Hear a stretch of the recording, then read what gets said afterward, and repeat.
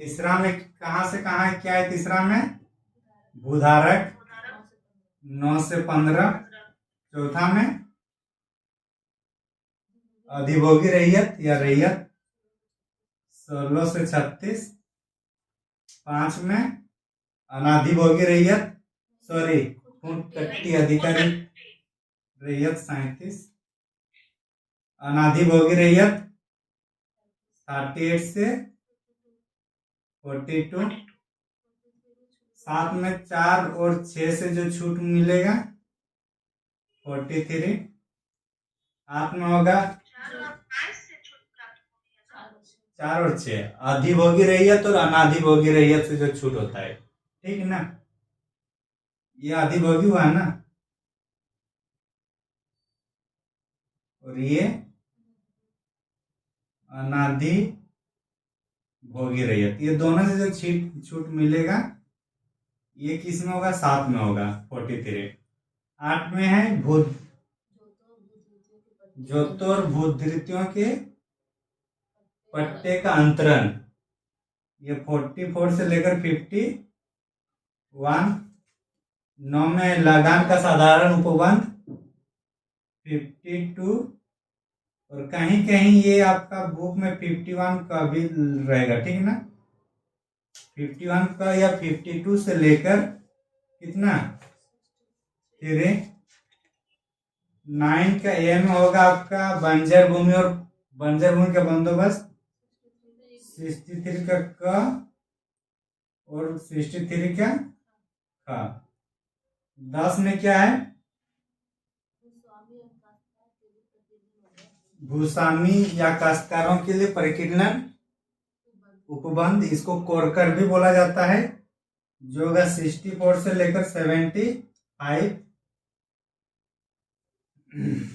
11 में होगा रूढ़ी और संविदा, जो होगा हम लोग का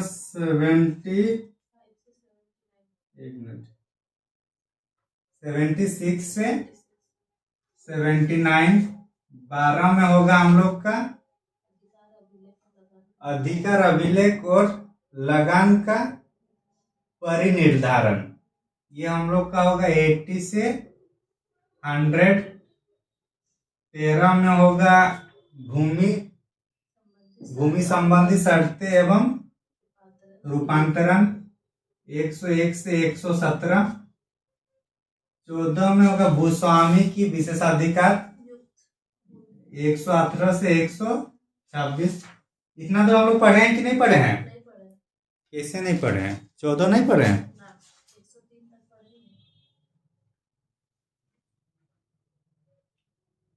लास्ट हम लोग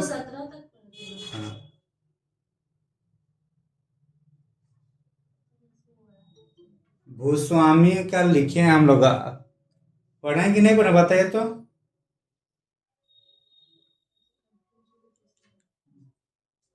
क्या जी, कोई नहीं है देखा?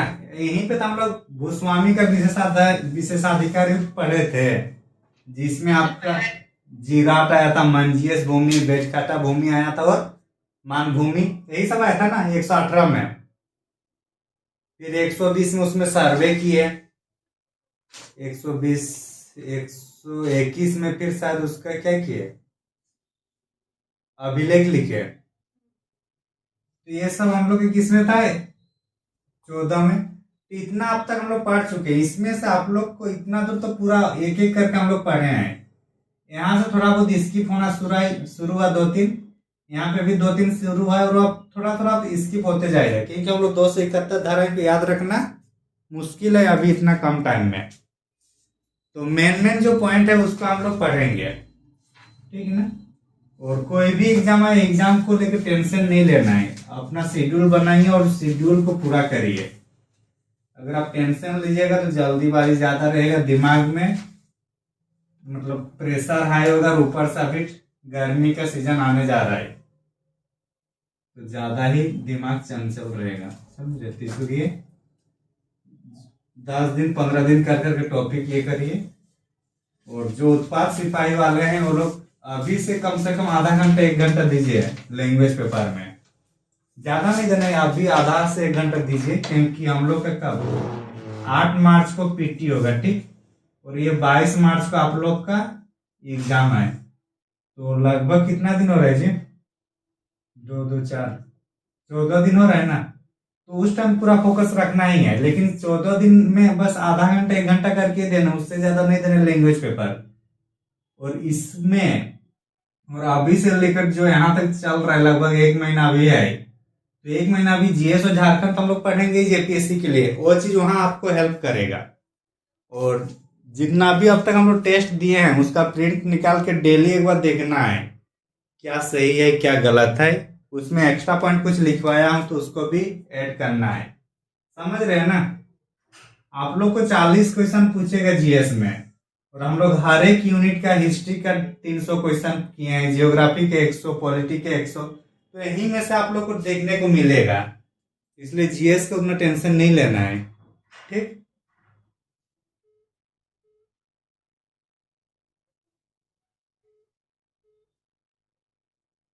सुने ना।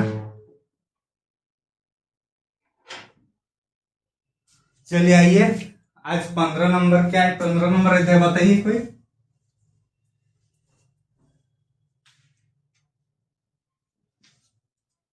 अधिकार अभिलेख है। क्या हो जी, सब सो गए क्या?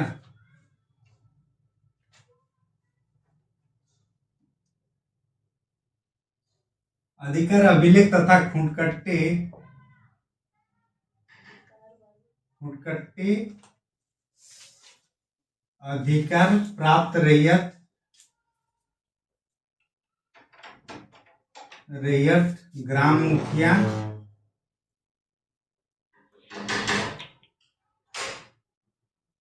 तथा क्या है, इसका क्या टॉपिक है इसमें? ग्राम मुखिया अभिधार अभि हाँ, अभिधारियों की अन्य की बाध्यता है ना। यहाँ एक याद रखिए कि बाध्यताएं, अभी तक हम लोग किसी भी अध्याय में बाध्यताएं पढ़े थे क्या? नहीं। तो यहाँ से एक पॉइंट होगा कि बाध्यताएं आ रहे हैं, मतलब कौन सी अध्याय की बात कर रहे हैं? 15। और अधिकार अभिलेख किसकी? खूंटकट्टी अधिकार प्राप्त रैयत का अगर अधिकार अभिलेख कर रहे हैं तो किस में आ रहा है? 15। और ये कहां से कहां? 127 से लेकर 134 होगा ना। 134 से 127 से 134 ही है ना। हाँ, तो ये कभी कभी क्या करता है, पूरा डायरेक्ट हेडिंग ही उठा देगा कि ये किस में है, और ये दे देगा कौन से धारा के बीच में है या कौन से धारा से संबंधित है। तो कम से कम 127 टू 134 ये याद रखना चाहिए हम लोग का कौन से अध्याय में है? 5वें अध्याय में। मतलब कम से कम हम लोग इतना पढ़ना चाहिए कि बाकी बच्चे भी जितना पढ़ते हैं उतना अपने हाथ में होना चाहिए। बाकी हम लोग जहां तो जा रहे हो तो ठीक है, लेकिन कम से कम इतना हमें रखना ही होगा, ठीक है ना।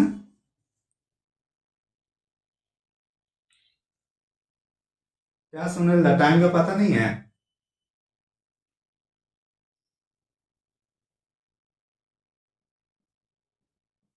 वन 127 राज्य सरकार, लिखते चलिए ठीक ना। राज्य सरकार राजस्व पदाधिकारी को खूंटकट्टी अधिकार प्राप्त रैयत से संबंधित जो भी है अधिभोग मतलब अभिलेख लिखने का आदेश देता है। कौन?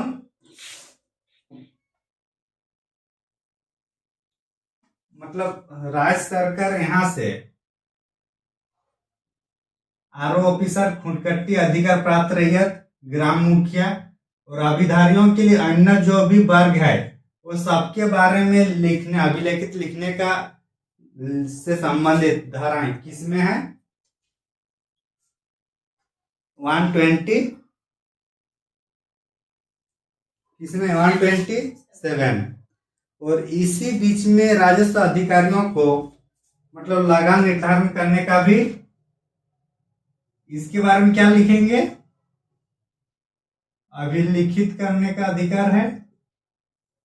साथ ही साथ इसमें लगान भी चाहे तो निर्धारण किया जा सकता है।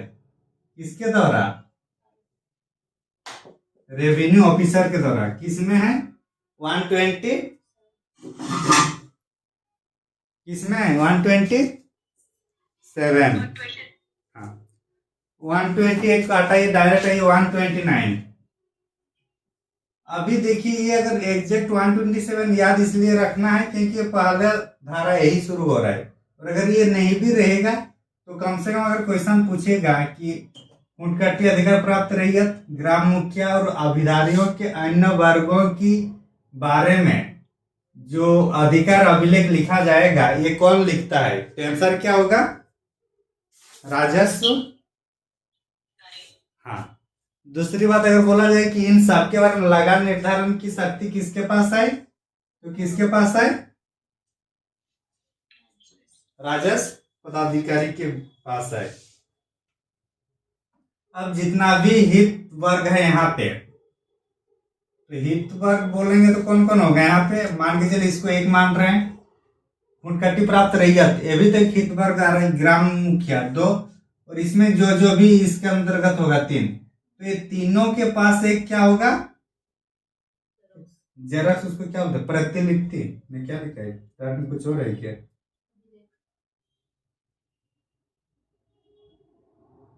अभिलेख का प्रति। हाँ, तो ये सबके पास एक एक अभिलेख रहेगा, तीनों जो हितवर्धक है। ये किसमें लिखा है? 129।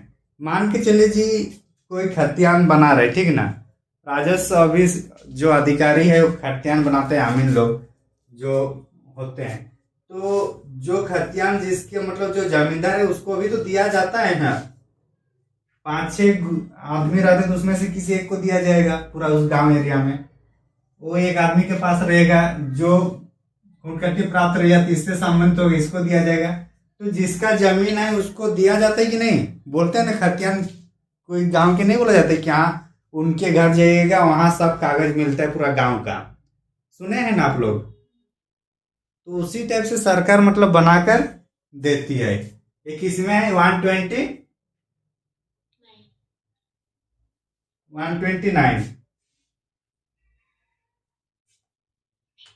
130। ये जो यहाँ अभिलेख लिखे हैं, तो इसमें भी तो मतलब गलत होने की गुंजाइश रहता है कि नहीं रहता है? अगर गलत रहेगा क्या? अधिकार अभिलेख, अधिकार अभिलेख में अगर कुछ गलत होगा तो ये सुधार या कंप्लेंट किसके अंदर किया जाएगा? जो गलत किया उसी पे यहाँ जांचने के लिए या शिकायत करना है। तो शिकायत किससे करना है? आरओ से। और इसका एक ये है कि जैसे ये बनता है तो बनने के बाद 3 महीने बाद ही, कितना? 3 माह के अंदर ही करना होगा शिकायत।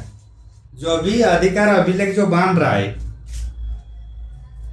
अधिकार अभिलेख जो बनने का, हुनकट्टी अधिकार प्राप्त रैयत, ग्राम मुखिया और अभिधारियों के अन्य वर्गों, ये जो यहाँ पे बन रहा है, अभिलेखित हो रहा है 127 में, 129 में सबको अपना अपना दे दिया। सबको देगा तभी ना उसको रीडिंग करने के बाद पता चलेगा ना क्या गलत है नहीं है। हाँ कि नहीं? तो जैसे सब पढ़ेंगे, थोड़ा कुछ गलत होगा तो जैसे वो लोग पढ़ेंगे उसके तुरंत बाद 3 महीने के अंदर फिर शिकायत करेंगे आरओ ऑफिसर कोई, फिर वो उसको फिर जांच करेगा। कौन? Revenue officer. समझे? तो इतना सब जब यहाँ फिर जांच वगैरह होगा तो फाइनली किस में आएगा? 131 में क्या होगा? अंतिम निर्णय हो जाएगा, क्या लिखना है क्या नहीं लिखना है। तो यहां तक समझ में आ गया ना? 127, 129, 131 और 131 कॉन्सेप्ट समझ में आ गया। 2-3 बार जब इसको देखेंगे तो ये भी हम लोग को याद आ जाएगा, ठीक ना? भले एक बार में ना आए लेकिन 2-3 बार देखने के बाद आ जाएगा। समझे?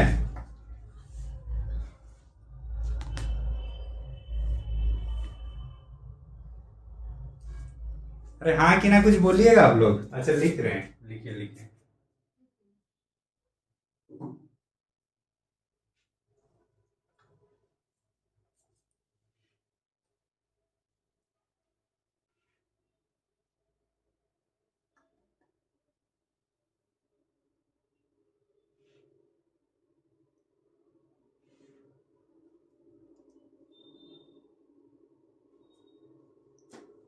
आगे बढ़े हैं ना।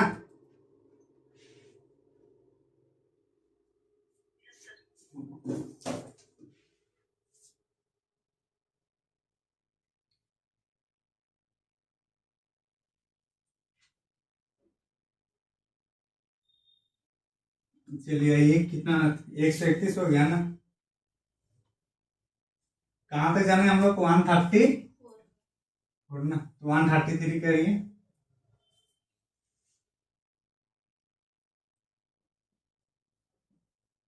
बुक में ही टिक नहीं करिए, कौन सा करना है पेपर में करिए, क्योंकि बुक में उस टाइम फिर याद नहीं रहे किस किस को इम्पोर्टेंट बनाए हैं।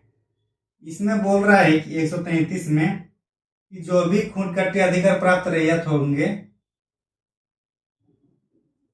खूंटकट्टी अधिकार प्राप्त रैयत हुआ या फिर क्या था,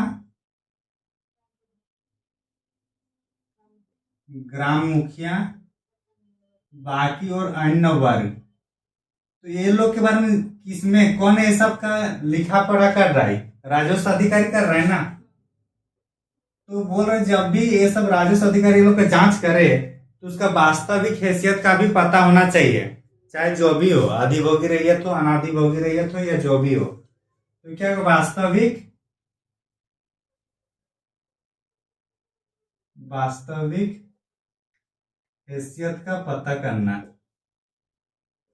तो इसका जो कुल्लू पॉइंट क्या है, वास्तविक हैसियत। तो वास्तविक हैसियत का पता करना किस में है, 133 में है। किसमें,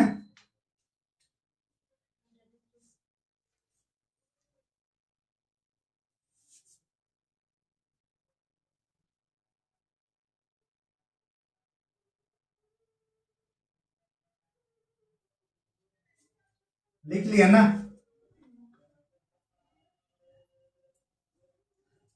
नेक्स्ट है ये लास्ट वाला,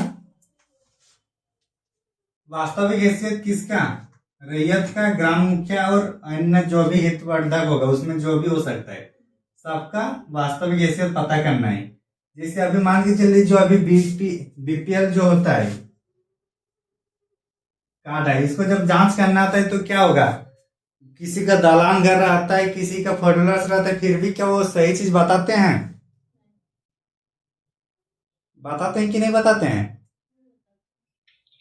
हाँ तो हाँ तो वही चीज बोल रहा है कि आप उसका जो भी हो उसका वास्तविक हैसियत बताइए, ये इसमें बोल रहा है 133 में।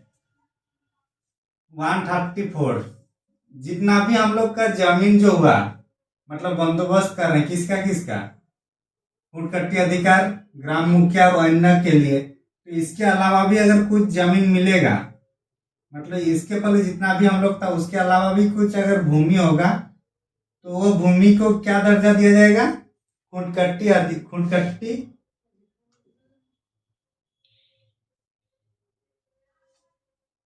खुंटकट्टी अधिकार युक्त, क्या जोत में क्या लिखा हुआ है, तो भूमि खुंटकट्टी जोत कुछ नहीं लिखा है, तो उसको खुंटकट्टी अधिकार दिया जाएगा उस क्षेत्र पर।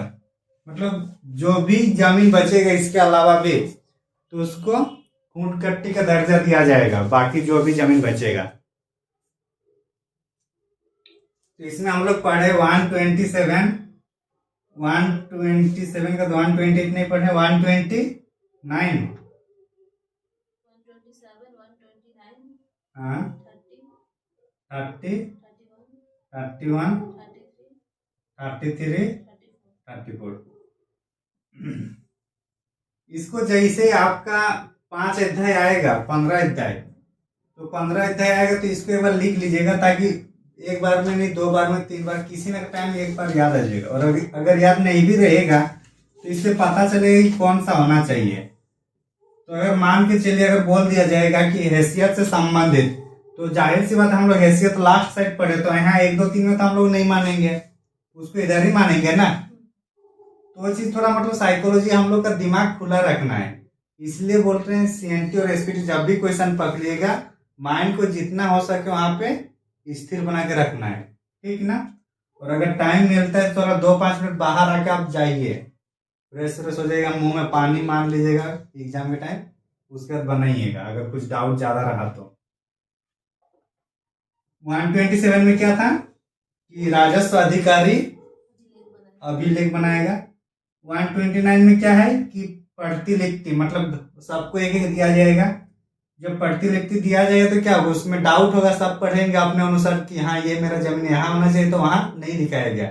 जब मेरा इतना एकड़ था, इसका मेरा पूर्व उत्तर दक्षिण में कोई और थे, लेकिन किसी दूसरा को दिखाया गया, तो उसको सुधार करने के लिए 130 में आएगा। हाँ, ये 3 माह के अंदर होता है। और 131 क्या हुआ, फिर फाइनल आएगा। 133 में वास्तविक हैसियत, और 134 में इसके अलावा जो भी जमीन बचेगा उसको कुंटकट्टी अधिकार का दर्जा दिया जाएगा। समझ में आ गया ना। 15 लिखिए और उसके बाद 127, 129, 130, 131, 133, 134 इसी टाइप से करना है, ठीक ना, समझे। अभी बहुत दिन है, 30 दिन काफी होता है, हम लोग और 2 दिन में इसको कंप्लीट करेंगे। तो उसके बाद 1 महीना रह करके पढ़ना है जीएस और झारखंड, जिसमें उत्पाद सिपाही हो या जेपीएससी हो, सब काम आएगा।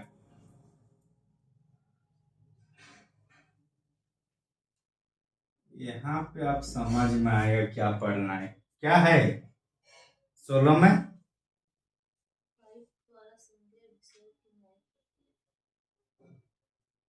उपायुक्त संज्ञेय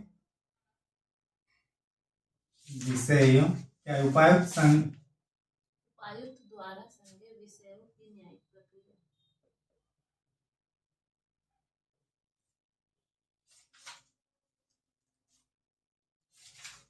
प्रक्रिया।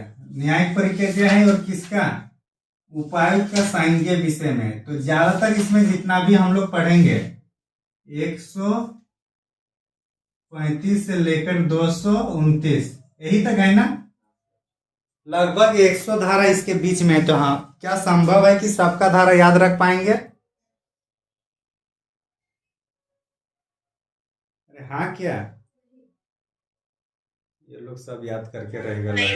हाँ, तो भले हम लोग को धारा याद रहे या ना रहे, लेकिन कॉन्सेप्ट हम लोग को याद करना है। पहला मैं ही एक ही बार इम्पोर्टेंट बताने से भी चलेगा ना, इसमें कौन कौन सा करना है। हाँ सर। और उसको थोड़ा बहुत समझा देंगे, कुछ आप लोग समझ जाइएगा। 135 में इसमें बोल रहा है कि जो भी संज्ञेय विषय है उसको क्या बोल रहे, 1 मिनट, इसमें डायरेक्ट बोल रहे कि जो भी संज्ञेय विषय होगा न्यायिक प्रक्रिया होगा। तो न्यायिक प्रक्रिया होगा तो कोई न्यायालय में ही होगा ना, हाँ कि नहीं। न्यायिक प्रक्रिया कहीं न्यायालय में होगा ना जी। हाँ, तो न्यायालय कहाँ होगा, जिस क्षेत्र पे पड़ता है। मान के चले मेरा चांडिल एरिया है, तो मेरा चांडिल एरिया है, तो मेरा चांडिल जो उस अनुमंडल का क्षेत्र होगा, उस न्यायालय का क्षेत्र होगा, तो हम लोग का चांडिल अनुमंडल में आएगा। किसी का बोकारो है तो बोकारो में जो एसडीओ ऑफिस का अंतर्गत जो क्षेत्र आएगा उसी में न्यायालय बनेगा। तो न्यायालय कहाँ होगा, अपने क्षेत्र में होगा, ठीक ना। मतलब जिस क्षेत्र में जमीन आएगा उसी क्षेत्र में न्यायालय का काम भी होगा, समझे। अरे हाँ कि ना, यस सर ना, वेरी गुड। दूसरा में ही है 136,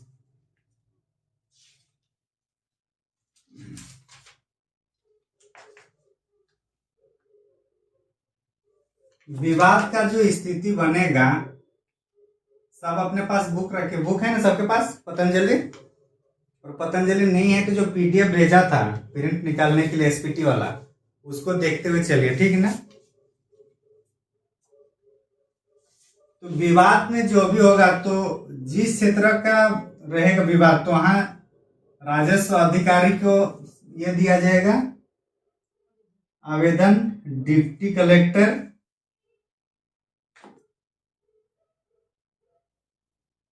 डिप्टी कलेक्टर, ये दोनों को क्या किया जाएगा, आवेदन दिया जाएगा जहां से विवाद सम्मिलित होगा, अपने क्षेत्र का, किसी दूसरे के क्षेत्र का नहीं, ठीक ना।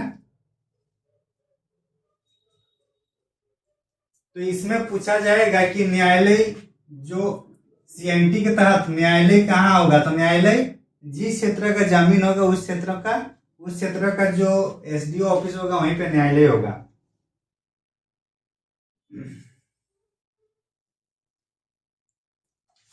137 वादों का वापस लेना है। किसका बोल रहा है?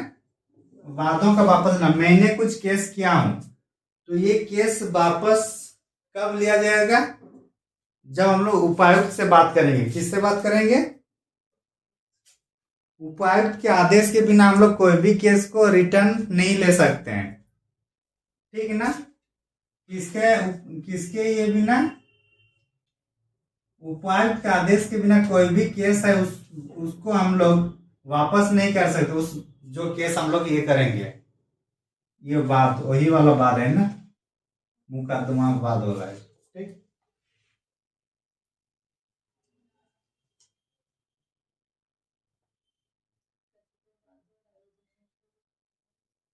इंपॉर्टेंट है 138। अगर मान के चलिए एक से अधिक जिला में कोई जमीन है, हो सकता है ना कोई कोई की जमीन की सीमा रेखा बीच में पार हो गया, दोनों जमीन थोड़ा मतलब दोनों डिस्ट्रिक्ट में पड़ता है एक जमीन। अभी इस हम लोग का सरायकेला होला, सरायकेला का जो आदितपुर है ये हम लोग का सरायकेला में भी पड़ता है और पूर्वी सिंहभूम में भी पड़ता है। तो इसमें कौन सा क्षेत्र मान के चलिए है और इस टाइप से सीमा रेखा है और यहाँ पे कोई एक जमीन होगा जिसमें इधर सरायकेला पे भी है और ये ईस्ट सिंहभूम भी है, तो क्षेत्रफल किधर ज्यादा है? ईस्ट सिंहभूम में ज्यादा है ना, ये वाला में ना, हाँ कि नहीं। तो यहाँ जो हम लोग का जो जो राजस्व अधिकारी या जो उपायुक्त होगा ये ज्यादा इसको निर्णय करेगा, ना कि इधर वाला। समझ में आ रहा? मतलब जो वाद विवाद होगा वो जिसके क्षेत्र में ज्यादा है, जो जिस डिस्ट्रिक्ट में ज्यादा क्षेत्र पड़ता है वहां पे ये काम आएगा। समझे?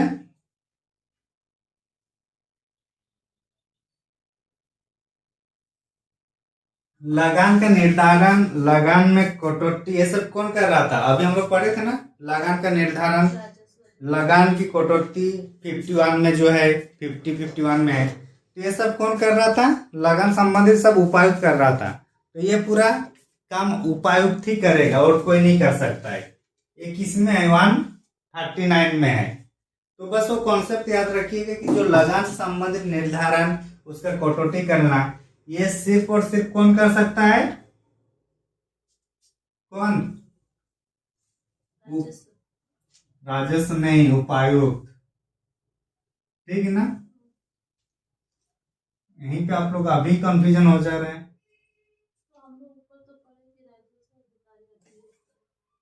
कहाँ लिखा है कि लगान का कटौती राजस्व अधिकारी के कहने पर होगा? 127 में सर बोले था लगान का निर्धारण 127 और ये लगान का जो हम लोग 51 वगैरह कर रहे थे अधिभोग रैयत के टाइम, वो सब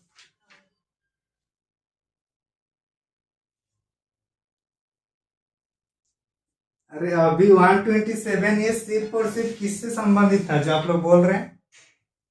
जो खूंटकटी अधिकार, खूंटकटी अधिकार रैयत ये सब के लिए है। ये पूरा लगान को नहीं बोल रहा है। ये मतलब कर सकते हैं, ये करना जरूरी इनके लिए नहीं है, ठीक है ना।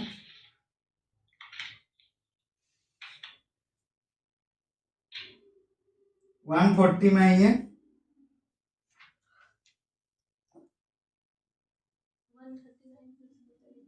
क्या था 139? जो भी मतलब लगान का निर्धारण करना, कटौती करना या जो भी प्रतिवृत्ति रखना, ये सब मतलब उपायुक्त का ही काम है। 140 में कि कोई मान के चले बहुत बड़ा गांव है, ठीक, वहां अगर बहुत सारे आदमी कुछ कंप्लेंट देंगे तो इससे जो सामूहिक शिकायत होगा, सामूहिक शिकायत को नजरअंदाज नहीं कर सकते कौन? उपायुक्त। तो ये इम्पोर्टेंट है कि अगर सामूहिक आवेदन आएगा तो उसको क्या कर सकता है? रोक सकता है, वापस कर सकता है, ये सब से संबंधित होगा, ठीक है ना।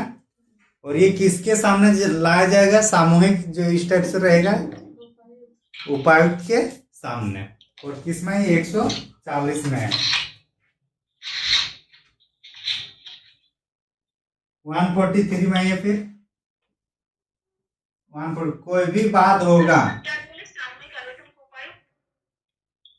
उपायुक्त उसको मतलब खारिज नहीं कर सकता है। अगर मान के चलिए पूरा हम लोग गांव है, गांव में पूरा हम लोग 20 25 30 घर गए, पूरा 30 से 40 घर गए हम लोग पूरा कुछ आवेदन देने के लिए, तो जो डीसी ऑफिस जाकर वो लोग भागाता है क्या। अभी भाषा आधारित जो आंदोलन चला था वहां सभी डिस्ट्रिक्ट के बच्चे डीसी को ज्ञापन सौंपे थे कि नहीं सौंपे थे। तो क्या हुआ, एक सामूहिक रूप से आए थे तो उसको माना नहीं कर सकते डीसी साहब, समझे।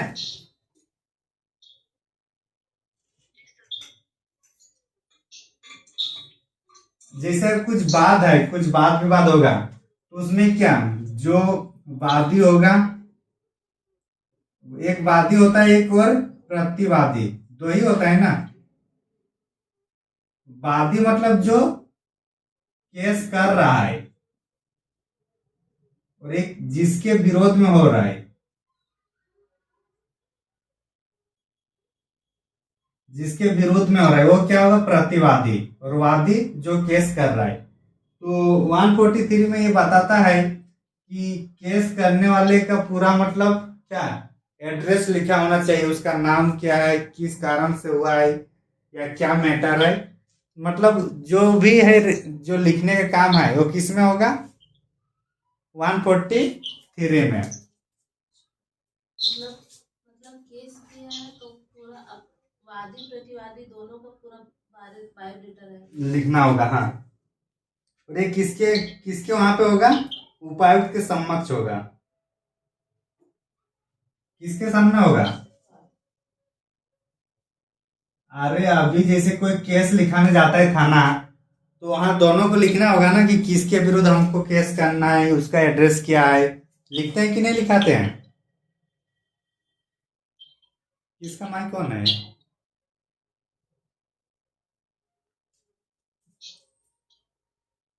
तो जो भी केस वगैरह फाइल वगैरह बनाया जाएगा तो उस टाइम दोनों पक्ष प्रतिपक्ष दोनों का रखते हैं कि नहीं रखते हैं।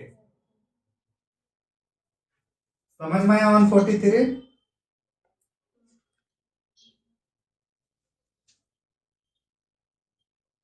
146 डायरेक्ट है अब।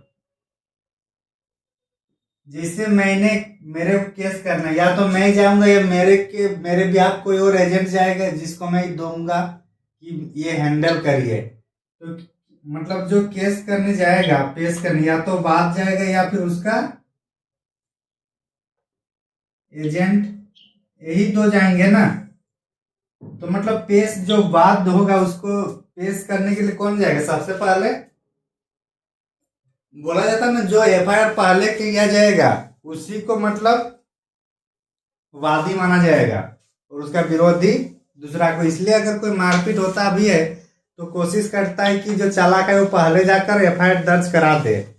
होता है कि नहीं होता है।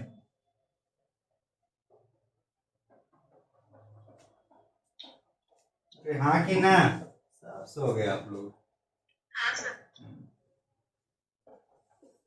बताइए ना। अरे जैसे मान के चलिए दोनों में केस वेस चल रहा है, मतलब मारपीट हो रहा है, ठीक। तो उसमें ऐसा मान्यता है, मतलब ये अवधारणा बन चुका है कि जो पहले केस कराया वो दोषी नहीं है, ऐसा माना जाता है। तो जो भी जैसे वाद विवाद होगा तो वाद विवाद जाएगा तो लिखाने जाएगा ना, जो भी या तो खुद जाएगा या उसके बिहाफ में कोई और आदमी जाएगा, जाता है कि नहीं।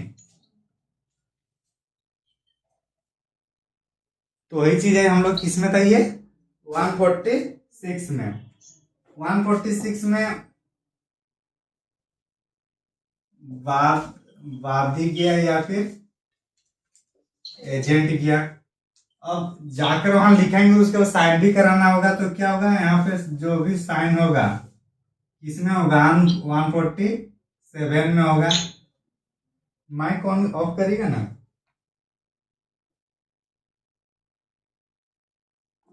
साइन करने में कुछ दस्तावेज देना होगा ना, मतलब कुछ अगर हुआ है कि मारपीट ज्यादा हुआ है या फिर जमीन से संबंधित कुछ भी है तो दस्तावेज देना होगा। दस्तावेज किसमें है हम लोग का 148 में है। तो ये देखिए 146 से 147 148 ये तीनों किसका है, वादी का है, मतलब पक्ष वाला जो पहले जा रहा है। तो 146 में कि वाद या जो एजेंट है वो पहले जाके वहाँ उपायुक्त के वहाँ जाएंगे, केस देंगे, उसमें फिर सिग्नेचर कराएंगे खुद का और उस पूरा दस्तावेज दिया जाएगा। और ये सब काम किसके सामने हो रहा है, किसके समक्ष हो रहा है, उपायुक्त। उपायुक्त मतलब ये जो अध्याय 16 है ये ज्यादातर काम मतलब 99% काम कौन कर रहा है, उपायुक्त करेंगे यहाँ पे। ये जैसे वाद किया, उन्हें साइन किया, दस्तावेज दिया, तो प्रतिवादी भी तो जाएगा ना भाई, जाए कि नहीं जाएगा। तो प्रतिवादी से संबंधित होगा फिर हम लोग का 149, ये भी जाकर अपना एड्रेस वगैरह लिखवाएगा, साइन करवाएगा, सब कौन कहाँ कराएगा, ये भी उपायुक्त के सामने ही। किसके सामने,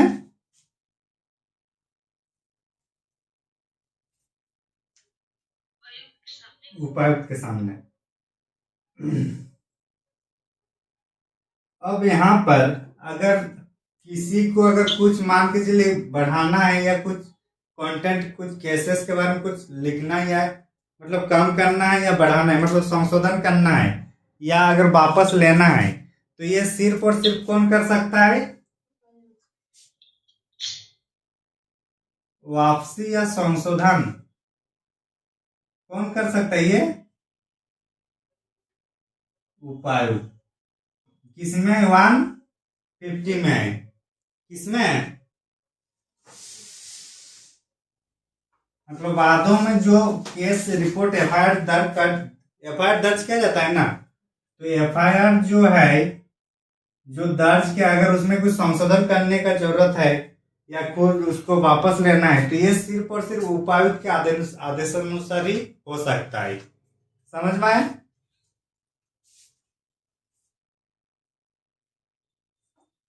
अब ऐसी स्थिति में जो केस किया है, केस किया मतलब जो केस किया है उसको क्या कहा जाएगा, वादी। और जब ये केस किया जाएगा तो दूसरा आदमी को बुलाया जाएगा कि नहीं जाएगा, विपक्षी पक्ष को, तो उसके लिए कुछ सूचना देना होगा। प्रतिवादी को अगर बुलाना होगा तो उसको तामील देना होगा ना, तामील मतलब सूचना देना होगा। तो ये तामील देने के लिए जितना भी खर्चा आएगा ये खर्चा का वहन कौन करेगा, वादी ने। प्रतिवादी को बुलाने के लिए या तामील बुलाने के लिए जो तामील दी जाएगी, सूचना दी जाएगी, उसको खर्च जितना भी आएगा वो उसका वहन कौन करेगा, वादी ने। मैंने किसी को केस किया और उसको सम्मन करना है, बुलाना है, तो जो मतलब न्यायालय से मतलब कहाँ से, उपायुक्त न्यायालय से जो भी उसको बुलाने का जो भी खर्चा आएगा वो मेरे से लिया जाएगा। समझ में आ रहा है। ये है हम लोग का कितना था 150, प्रतिवादी 154 में है। और इसके बाद अभी 3 चीज है जो बहुत इंपॉर्टेंट है। ये 154 है, अब 155 156 157 तीनों बहुत ज्यादा इंपॉर्टेंट है, उसको ध्यान रखना है। हाजिर न होना, डेट होता है ना केस में, डेट पे डेट जो बोलते हैं, अगर दोनों हाजिर ना हो, अगर वादी हाजिर ना हो और अगर प्रतिवादी हाजिर ना हो।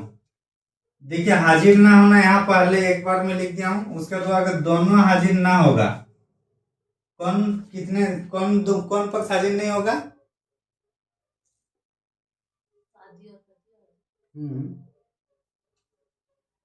155। अगर दोनों अगर उस डेट नहीं आएगा तो क्या केस आगे कंटिन्यू हो जाएगा कि खारिज हो जाएगा? मतलब केस, हाँ, खारिज हो जाएगा तो ये आगे बढ़ेगा ही नहीं, तो क्या हो जाएगा यहाँ पे? खारिज हो जाएगा। अगर वादी गया, कौन जा रहा है? वादी मतलब मैंने केस किया हूं और मैं ही अकेले गया हूं, जिसके विरुद्ध किया हूं और नहीं आए हैं, तो क्या होगा? या तो खारिज होगा या फिर क्या बोलते हैं, क्या बोलते हैं उसको, स्थगित, मुलतवी। मुलतवी का मतलब और मोहलत देना, मतलब और आगे टाइम देना कि चलो इस बार नहीं आएगा तो हो सके अगले बार आए। कब? एक मिनट, जब हाजिर ना होना, सॉरी, हाजिर कौन नहीं हो रहा है? वादी, मतलब जो केस कर रहा है वही अगर हाजिर नहीं होगा तो अभी क्या हो जाएगा? ये खारिज हो जाएगा। मेरे को प्रॉब्लम है और मैं ही उस केस में नहीं जाऊंगा तो क्या वो केस क्या बना जाएगा? बेबुनियाद है। उसका जो व्यक्ति है वही नहीं गया तो उसका कुछ मतलब है ही नहीं, तभी तो नहीं गया ना। हाँ कि नहीं? तो जो केस कर रहा है और वही अगर हाजिर नहीं हो रहा है तो क्या हो जाएगा? खारिज हो जाएगा। समझ आया ये वाला बात?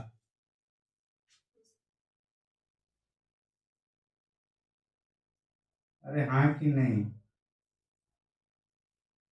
Yes sir. हाँ, प्रतिवादी, अगर प्रतिवादी नहीं आ रहा है, हाजिर नहीं हो रहा है, मतलब मैं केस किया हूँ, मेरा जिसको किया हूँ वो नहीं आ रहा है, तो ऐसी स्थिति में हो सकता है या तो खारिज होगा कि चलो खारिज कर देते हैं, वो आएगा कि नहीं आएगा कोई गारंटी नहीं है। दूसरा है, क्या बोलते हैं, मुलतवी। या तो अब खारिज होगा या फिर मुलतवी दिया जाएगा, मतलब दूसरा डेट दिया जाएगा। बोलते हैं ना कि एक साइड के एक पक्ष का अगर नहीं आता है तो क्या बोला जाता है? दूसरा डेट मांगते हैं कि नहीं मांगते उसके वकील?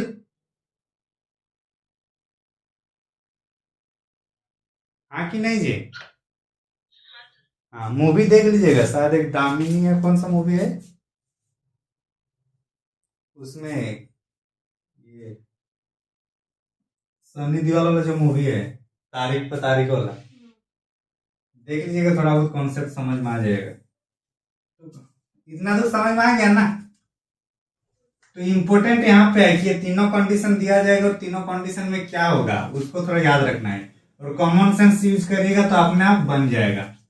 अगर दोनों पक्ष विपक्ष नहीं आएगा तो खारिज, अगर जो पक्ष है जिसने केस किया वही अगर केस के दिन नहीं आएगा तो भी खारिज हो जाएगा, और जिन्होंने केस किया वो तो आया, लेकिन जिस पर केस किया अगर वो नहीं आता है तो या तो खारिज हो जाएगा अगर वकील स्ट्रांग रहा तो, और या फिर उसको आगे दूसरा डेट दिया जाएगा। समझ में आया?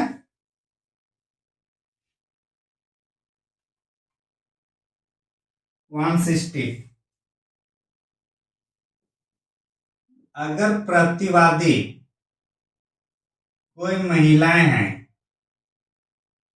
अगर जिस पर केस किया गया अगर वो महिलाएं हैं और उस समाज में, आदिवासी समाज या जो भी है उस समाज में अगर महिलाओं को कोर्ट जाना अलाउ नहीं है, उसका रूढ़ी या प्रथा है, तो फिर उसको नहीं लाया जाएगा।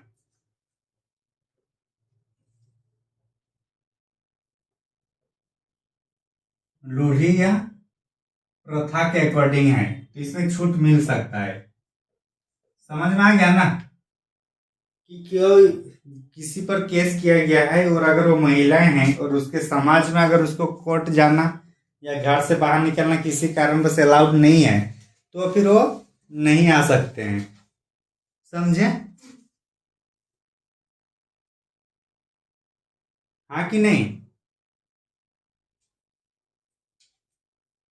इंपॉर्टेंट है, याद यस। रखिएगा। 160 इंपॉर्टेंट है।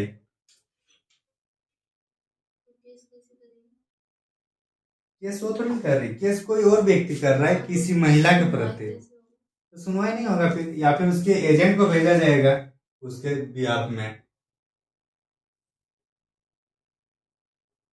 162, जो भी केस का डेट दिया जाएगा, केस का डेट कौन डिसाइड करेगा? ये टाइम उपायुक्त, क्योंकि ये पूरा का पूरा उपायुक्त है, और ये न्यायालय भी कौन सा न्यायालय में हो रहा है? उपायुक्त न्यायालय में। तो पूरा केस कब होगा, कैसे होगा, ये डिसीजन कौन लेंगे? उपायुक्त। ये 162 इसके लिए इंपॉर्टेंट नहीं है कि केस डेट कौन निर्धारित करेगा, लेकिन 160 इसके लिए इंपॉर्टेंट है कि कौन से धारा में महिला को प्रतिवादी होने पर उसको छूट मिलती है। तो किस में होगा?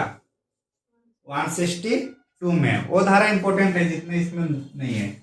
इसमें बस ये कॉन्सेप्ट याद रखना है कि जो भी डेट वगैरह दिया जाएगा वो किसके आदेश अनुसार दिया जाता है?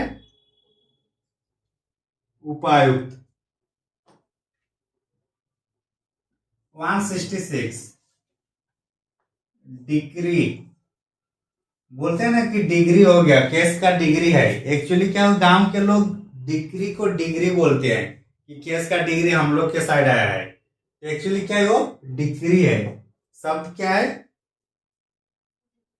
हाँ, ये डिग्री जो है ये कब आएगा? डिग्री कब हो सकता है, कब होगा? जब दोनों पक्षों का बात सुना जाएगा तभी ना।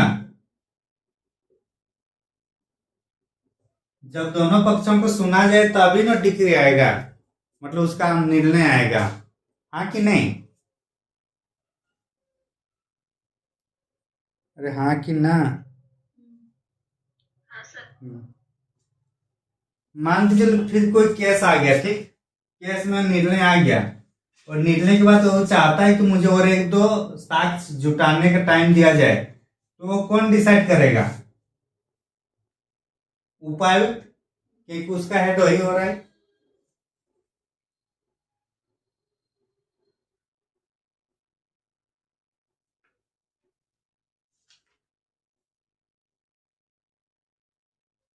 वन सिक्सटी नाइन क्या बोल रहा है कि जब सुनवाई की अंतिम दिन, सुनवाई की लास्ट डेट में अगर कोई नहीं आ रहा है, कोई नहीं आ रहा है, कोई नहीं आता, मतलब कोई नहीं में कौन नहीं आता है? अगर दोनों नहीं आएगा, कौन, अगर पक्ष और विपक्ष दोनों नहीं आएगा तो उसको क्या कर दिया जाएगा? खारिज कर दिया जाएगा। खारिज कर दिया जाएगा अगर दोनों नहीं आएगा। और इसमें अगर कोई एक पक्ष आता है, या पक्ष या विपक्ष, दो में से कोई एक आएगा, तो जो भी सबूत है साक्ष्यों के आधार पर निर्णय लिया जाएगा। मतलब दोनों नहीं आएगा तब तो खारिज हो जाएगा केस ऐसे ही, लेकिन अगर दो में से कोई भी एक आता है तो उसका जो आगे का जो चलेगा नियम, वो किसके आधार पर चलेगा? वो जो सबूत या जो साक्ष्य मिले हैं उसके आधार पर। यह है 169।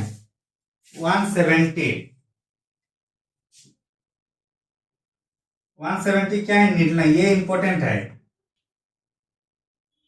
यहाँ 169 का कॉन्सेप्ट इंपॉर्टेंट है, 170 का धारा इंपॉर्टेंट है, ठीक ना? क्योंकि क्यों इंपॉर्टेंट है? क्योंकि यहाँ निर्णय देना है। 160 इंपॉर्टेंट था क्योंकि यहाँ महिलाओं के लिए वो लोग को जानना अगर नहीं अलाउड है तो वो लोग नहीं जा सकते हैं, छूट मिला है, इसलिए इंपॉर्टेंट है। और 170 क्यों इंपॉर्टेंट है? क्योंकि ये निर्णय आ रहा है। किसमें निर्णय है? निर्णय किसमें है? धारा, सब सो गए क्या जी? निर्णय, तो निर्णय कहाँ पे होगा? खुला न्यायालय में होगा। खुला न्यायालय का मतलब ये नहीं कि खुले आसमान में है। खुला न्यायालय का मतलब होता है कि वहां पे सब बेंच में मतलब न्यायाधीश रहेंगे, बाकी और भी पक्ष विपक्ष के आदमी रहेंगे, और जो न्यायालय खुला रहेगा उसमें कोई बंद नहीं रहेगा, गेट बंद किया और कि ये नहीं आएगा। हाँ, बंद कमरे में नहीं होगा। और ये जो भी बोल रहे हैं कि जो जजमेंट आएगा वो कौन सी भाषा में लिखा होना चाहिए। तो यहाँ क्वेश्चन पूछा जाता है कि जो न्यायालय से जो निर्णय आएगा वो कौन सी भाषा में होगा, तो क्या होगा, इंग्लिश में होगा।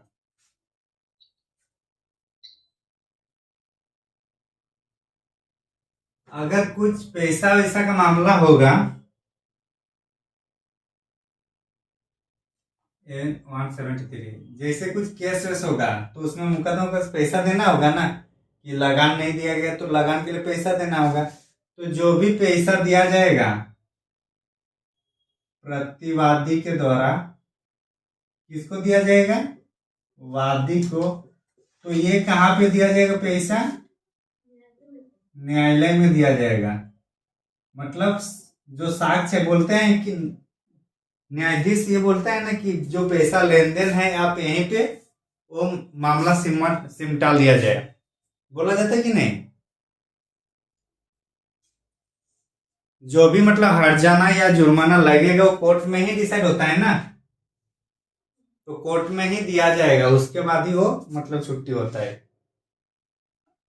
समझे। 178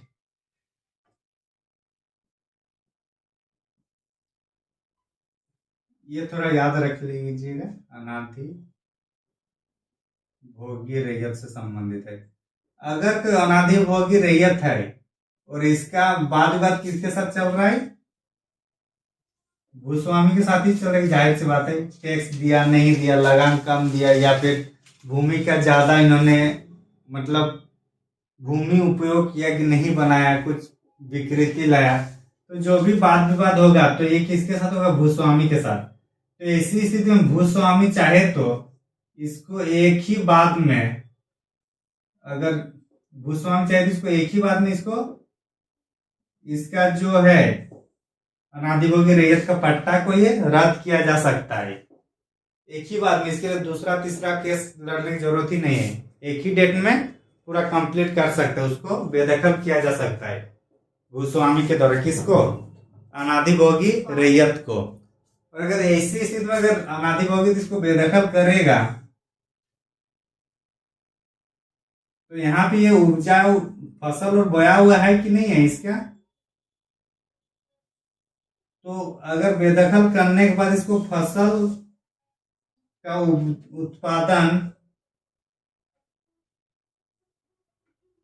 उत्पादन होने तक वेट किया जाएगा। 178 का एम है।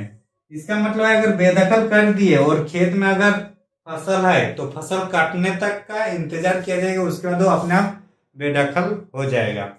समझ में आ रहा है, मतलब जो बोया हुआ है उसको विनियमित करने का अधिकार होगा उनको, अनाधिभोगी रैयत को। समझ में आ रहा है।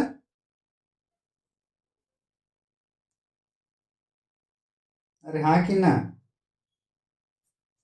हाँ सर। फिर से बताइए।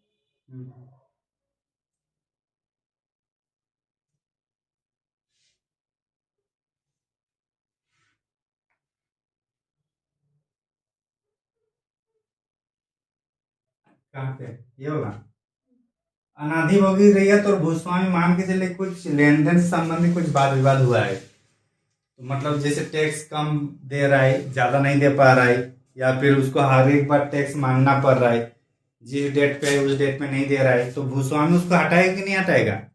सिंपल सा फंडा है। अगर आप लोग का रूम ओनर है, ठीक, आपके रूम ओनर देखे होंगे, ठीक है, वो कोई स्टूडेंट होगा, वो किसी कारणवश वो समय पे टाइम पे नहीं दे पाता है, तो बाकी रूम उसका जो रूम होंगे उसके जो स्टूडेंट है वो लोग को बोलता है ना कि ये जो भी है सही टाइम में ये पैसा नहीं देता, मन करता है इसको हटा दें, बोलता है कि नहीं बोलता है, दूसरा रूम वालों के साथ डिस्कशन होता है कि नहीं होता है। तो वही चीज है, तो उनको पहले से मन है कि इसको हटाना है, तो और उसी में कुछ केस उसको मिल जाएगा मौका, तो उसको फिर हटाया जाएगा। तो वही चीज है यहाँ पे भी। लेकिन बोल रहा है अगर ठीक है आप किसी को हटा सकते, बेदखली कर सकते हैं, लेकिन अगर वो फसल बोया है उस क्षेत्र में तो फसल काटने के बाद ही उसको हटाना है। समझ में आ गया? ताकि जो बोया है वो उसका कंज्यूम उपभोग कर सके। समझ में आई?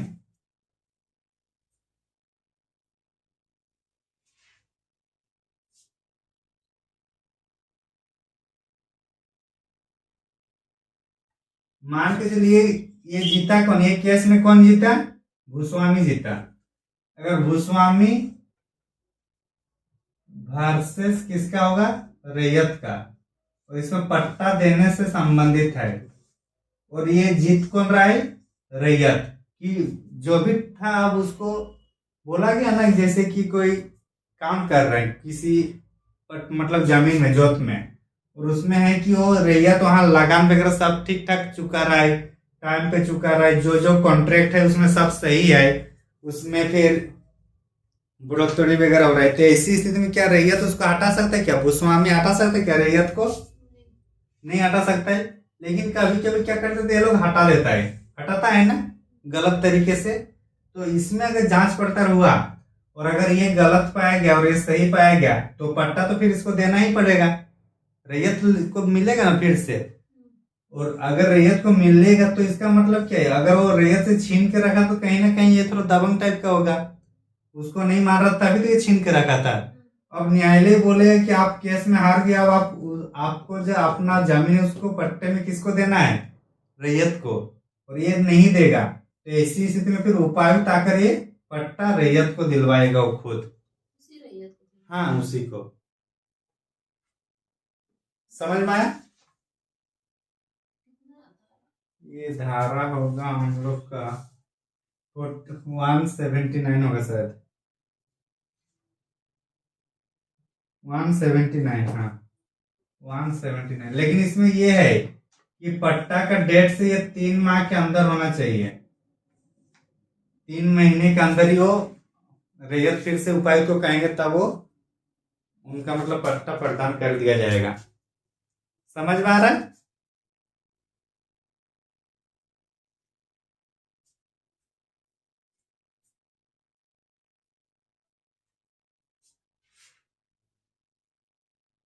डिक्री और आदेश का निष्पादन कौन सा न्यायालय में किया जाएगा? इससे संबंधित अगर होगा तो 182 इंपोर्टेंट है। 182 डिक्री और आदेशों का निष्पादन बोल रहे, कहाँ किया जाएगा? ये किया जाएगा उपायुक्त के न्यायालय में। बस उतना ही हम लोग को याद रखना है उसमें।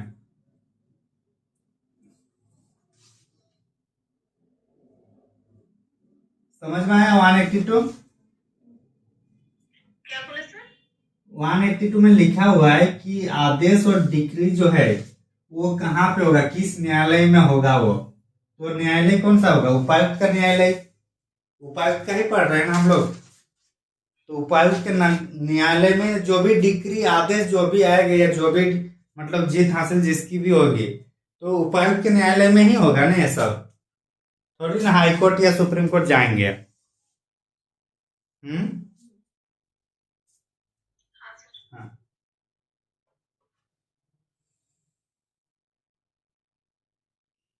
और निष्पादन होगा तो ये क्या होगा? लिखित रूप से होगा या मौखिक रूप से होगा? लिखित होगा तो कुछ कुछ कॉमन सेंस हम लोग को यूज करना है, ठीक ना। 185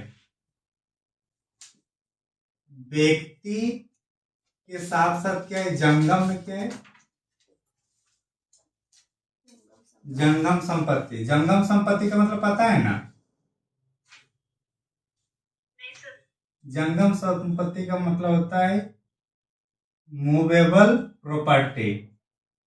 जैसे कि कार है, कार एक जगह से दूसरी जगह जा सकता है कि नहीं जा सकता? चला के। सोना चांदी है, क्या उसको एक जगह से दूसरी जगह हम लोग ले जा सकते हैं कि नहीं ले जा सकते हैं? तो जो संपत्ति को हम लोग कैरी कर सकते हैं, एक जगह से दूसरी जगह मूव कर सकते हैं, उसको जंगम संपत्ति कहते हैं। क्या हम लोग जमीन को एक जगह से दूसरी जगह ले जा सकते हैं? घर को ले जा सकते हैं? तो इसको स्थावर संपत्ति बोलते हैं, जो स्थिर रहता है, और जो मूव होता है उसको जंगम। तो अगर किसी व्यक्ति को अगर हम लोग को वारंट जारी करना है तो बोल रहे व्यक्ति के साथ साथ जंगम संपत्ति पर भी होगा। मतलब अगर मेरे को वारंट आएगा, किसी व्यक्ति को आ रहा है वारंट, तो उसका जो जंगम संपत्ति है, मतलब जो भी गाड़ी वगैरह है, उसको क्या सील कर देते हैं कि नहीं करते हैं? कोई दुकान में होता है तो दुकान को सील किया जाता है कि नहीं किया जाता है? हाँ कि नहीं? तो वही सब चीज है कि उस पर भी वारंट लाया जा सकता है। और ये वारंट किसमें है हम लोग का? 185 में। 186 इंपोर्टेंट है, इसका धारा भी इंपोर्टेंट है कि कौन सा धारा में है और क्यों इंपोर्टेंट है। कुर्की और बिक्री से छूट बहुत ज्यादा इंपोर्टेंट है। कुर्की और बिक्री से छूट। कुर्की मतलब समझते हैं ना?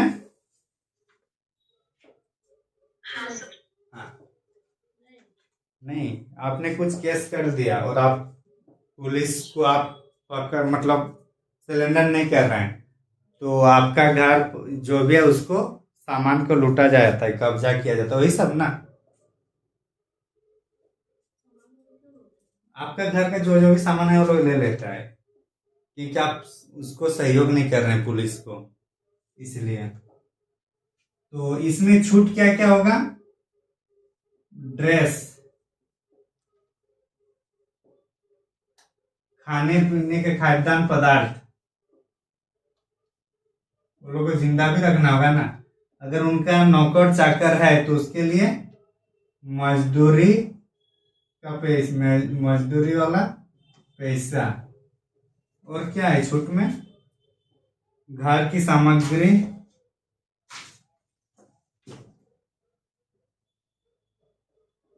ये सब आप लोग बुक में मिलेगा। तो मेन क्या है वो समझ में आ गया ना। कुर्की और बिक्री से छूट किस में है? 186 में है। निष्पादन वारंट कब होता है? निष्पादन वारंट 188। निष्पादन वारंट का मतलब पता है ना?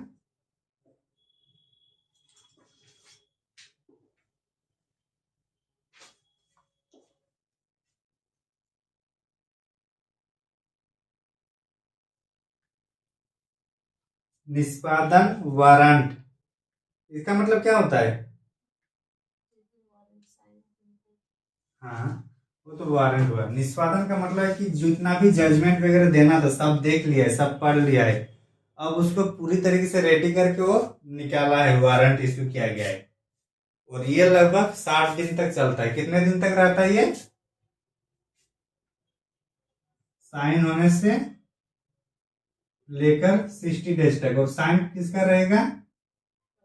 उपायुक्त का रहेगा। तो निष्पादन वारंट उपायुक्त के साइन होने के साथ साथ ये 60 डेज तक रहता है। समझ में आ रहा है ना?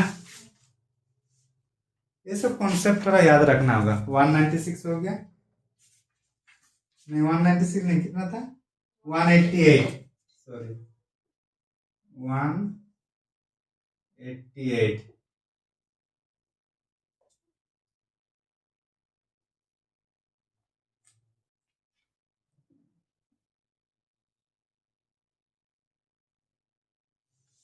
वन 91 है ये। नींद लग रहा है क्या? छोड़ना है क्या?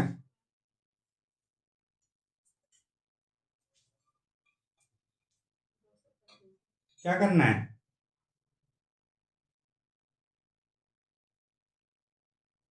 अंजना, कौन कौन है? हाँ सर, छोड़ दिया है। छोड़ दिए, ज्यादा टेंशन नहीं लेना है।